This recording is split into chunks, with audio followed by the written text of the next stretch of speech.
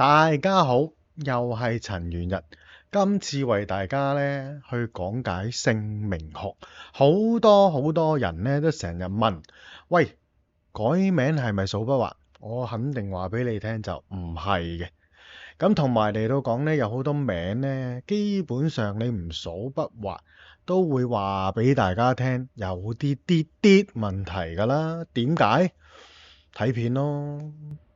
首先為大家咧去講解幾個字或者係10個字咧，你就已經覺得有啲問題。譬如佢叫做梅、蘭、菊、竹、青、雪、蜀、天、地、龍、君、臣。尤其是咧要夾埋佢嗰個姓咧，好多時咧就已經係和晒㗎啦。你諗下，如果佢叫做阿梅咁樣計，佢姓咩嘢最大鑊啊？佢姓杜嘅，咁點咧？杜梅。咁你諗下，讀歪啲嘅音叫做咩啊？倒霉。咁係咪大鑊先？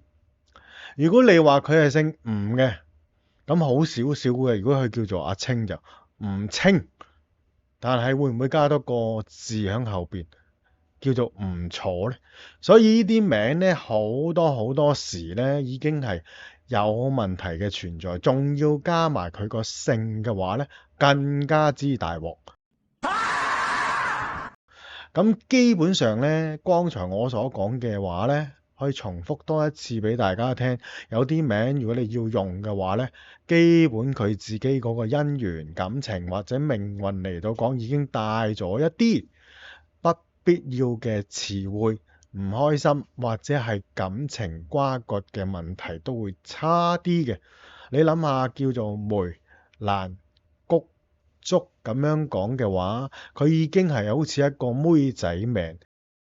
鬼叫你窮啊，頂硬上。同埋咧，好似感情嚟到講咧，都會係比較好似好慘淡嘅形式。如果你叫做阿清啊，仲慘，好似乜都冇咁樣啊！你諗下嚴唔嚴重先？如果你話男士咧，有啲人咧，基本上會改天啦、地啦、龍啦、君啦、臣啦，咁點解又有問題啊？咁你諗下，你有冇天子之命先？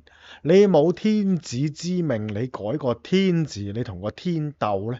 講真一句，有好多人都會係好快發達，或者係嗰個水平係好高，不過佢跌落嚟嘅時間都會好慘。因為你 handle 唔到嘅話，講真一句，去到呢啲咁嘅名字呢，有機會涉及得太高峰嘅話，咁所以佢個反應跌落嚟，或者係比較負面嘅情況，都會跌得更加之嚴重，比一般平凡嘅名字呢，咪更加之差咯。你諗下，尤其是叫做阿龍嘅，如果佢屬狗嘅，仲大鑊。生肖咧都已經係狗同龍都衝啦，你諗下嗰件事已經係成世都好似係自己衝住自己咁樣。同埋君臣又點解差啊？如果你都唔係一個當兵，你又唔係一個皇帝皇室，你叫做君臣嘅話，你都根本又係接受呢啲名呢。講真一句，你都會係有機會啊，接觸嗰個情況係唔可以去穩定呢個名字嘅話，就更加之差。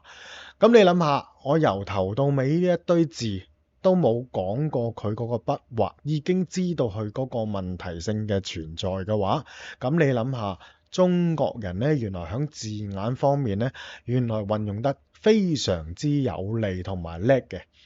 另一樣嘢咧，如果你話好少少咁樣計啦，大部分人都會聽得多嘅咧，叫做阿峰，即係無論你叫做大風嗰個風、高峰嗰個峰、山峰嗰個峰、金字邊嗰個峰，都係咧好叻嘅人才，亦都係好坦白咁講，佢叻到咧可以係一孤獨眾，即係唔理人，可以直飆上到最高位置去做嘢嘅。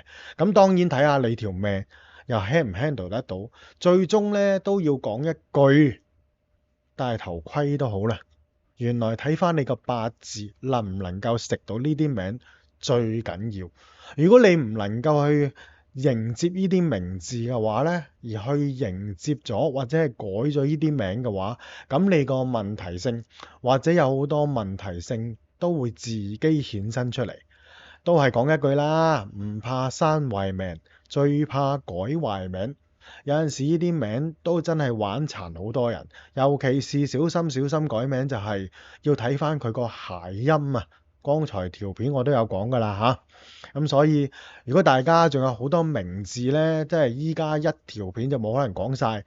再想知嘅話呢，或者其他名，哎呀，你又想睇下佢有冇問題存在嘅話，不妨 PM 陳元日，睇翻我嘅 YouTube，睇翻我個位置 PM 我，或者去問我個問題，去為大家講解。